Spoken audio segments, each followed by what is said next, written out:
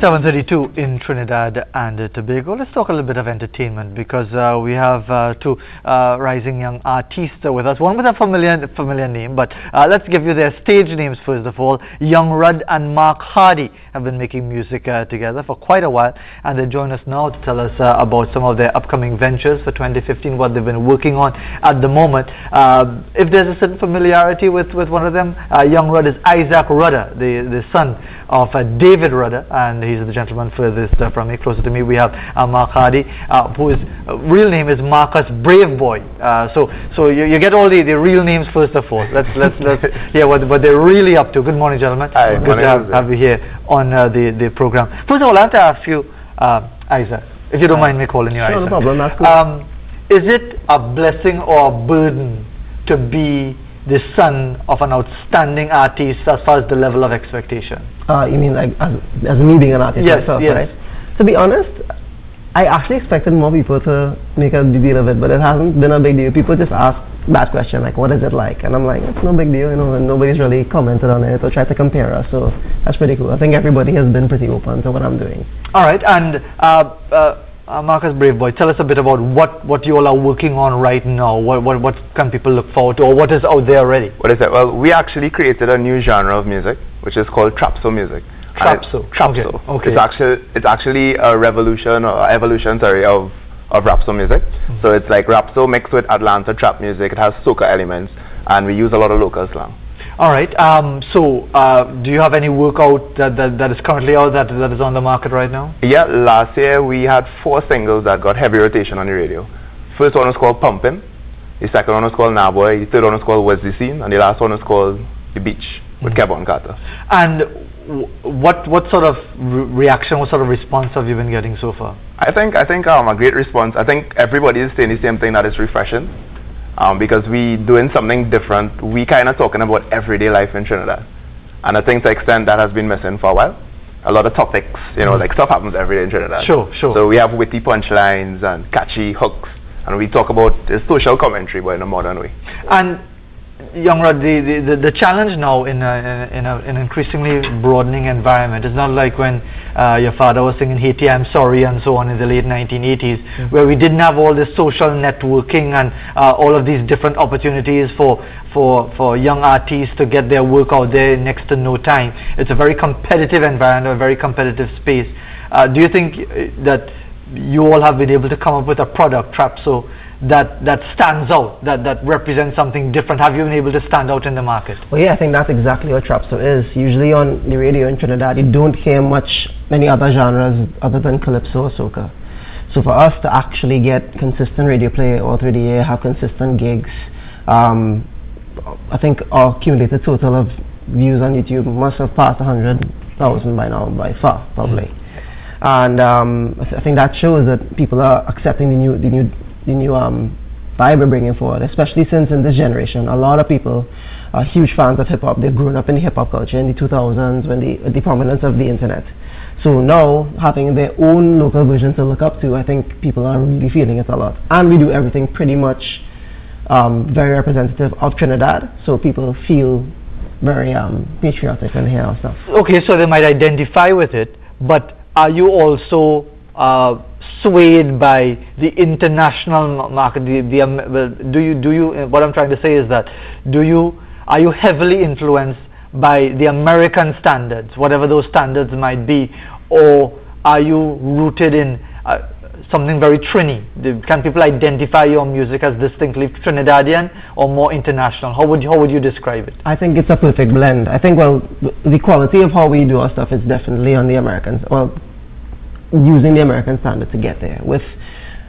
There are some elements of everything. So there's some elements of American hip hop. Then there's some elements of soca. Like even in how we sing our hooks, they sound like they could even be on a soca song, you know. And some of our cadences, they're mixed between the popular flows you hear in today's rap music and the everyday thing you hear in Trinidadian music. So I think it's a perfect blend. And what's perfect about it is we put so much of Trinidad in it as well. People accept it as local. You know, they feel like it's us.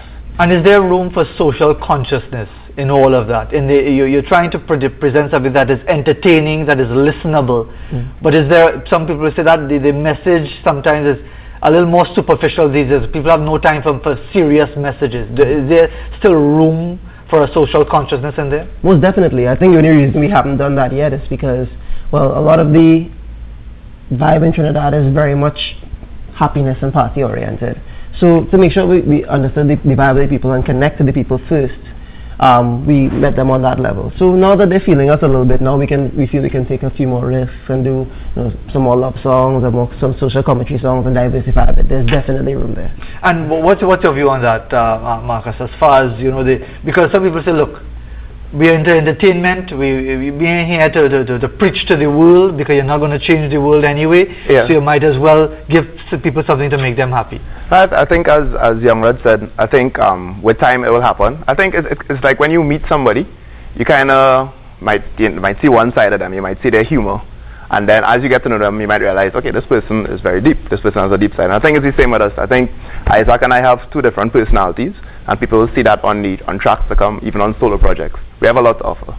And tell us about the thing that you're working on right now. It's called what? TTT? Yeah, TTT. Which automatically came to mind. Trinidad and Tobago Television, which was the old days, the only channel that we had. But go ahead. Yeah, and I think we wanted to talk about Trinidad, the culture we grew up on, and that was the station. Like when we were kids, TTT was the main station. And in terms of shows like Mastana Bahar and just different, references, cultural references that we grew up on, we wanted the album to reflect that.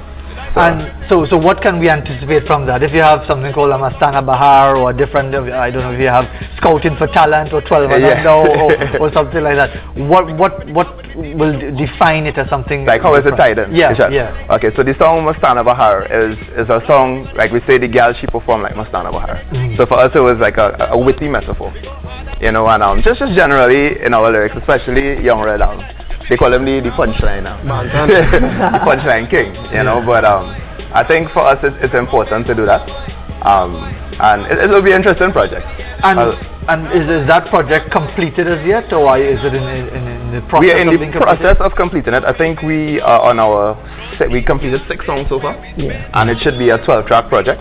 And we have to big up our producer, Mevon Sudi. Big up Mevon, who is tuning in right now. Yeah. And big up to Explicit Entertainment. We actually have a team, like we promote teamwork, and this project was a teamwork project. It's not just about Young and myself, it's an entire team.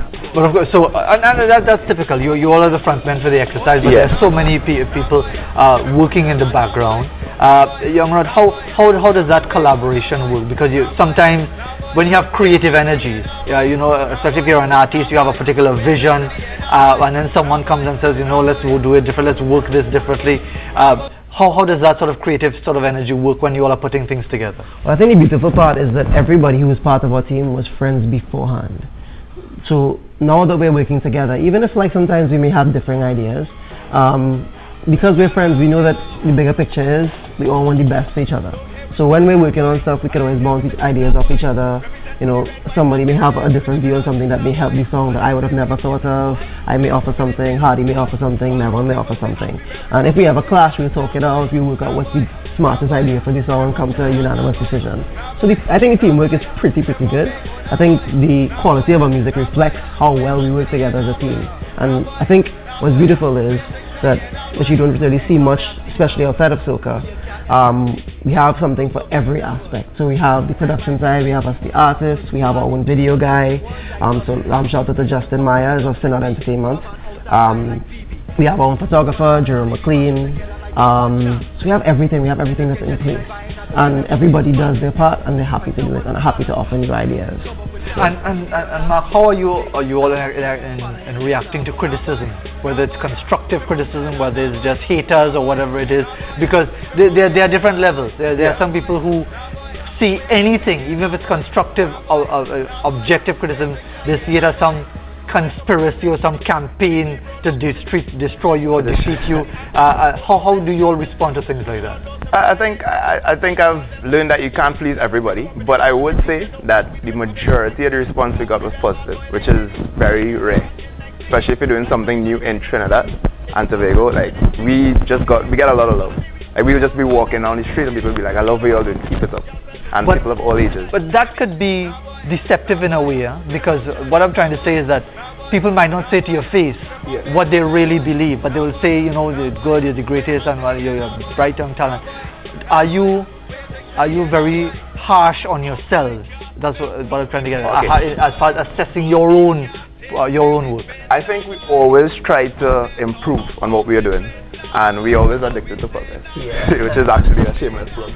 Good, but I think we always try to progress. Every time we release a song, it gets better.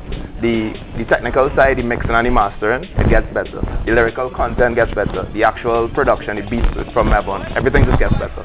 Our images, everything. It's just we are addicted to an evolution. Yeah. So, and before we conclude, I have to ask you, Isaac, you get any advice from your father? Said don't get into this business because it's frustrating, is whatever else, or he encouraged you to get into it? What was his perspective? He could never tell me that because he had me around the music industry from the time I was a kid. So I've been around it. I don't think he really have to give me that much advice. No, he doesn't really have give me advice about it because I pretty much understand. So you're in this already. Yeah. Plus, with his current career with this, I think my brother and I also helped him out a lot. You know, like we showed him the ropes of social media. You know, I even created his first MySpace page. So we've been collaborating. So he knows I have an understanding. So no need to really advise him. Hopefully he didn't tell you to sing another rally around the West Indies, because sometimes you say you don't want to hear that play again. And anyway, he has to go because he suffered like many other West Indies cricket fans. Well, gentlemen, thanks for coming in this morning, and let's see how Trapso continues to develop in Trinidad and Tobago and the wider world. Thanks for joining us this morning. Next week. Yeah. Okay, next week. All right. So we could either Trini. Jimmy October, who's a young upcoming artist. All right, a lot of young talent on the rise here in Trinidad and Tobago. Some of them very famous names as well. We'll take a break, and when we come back, a few minutes for your phone calls, and some of the issues are very much on the front burner. We'll be back. You pull up to the avenue and people start to scream,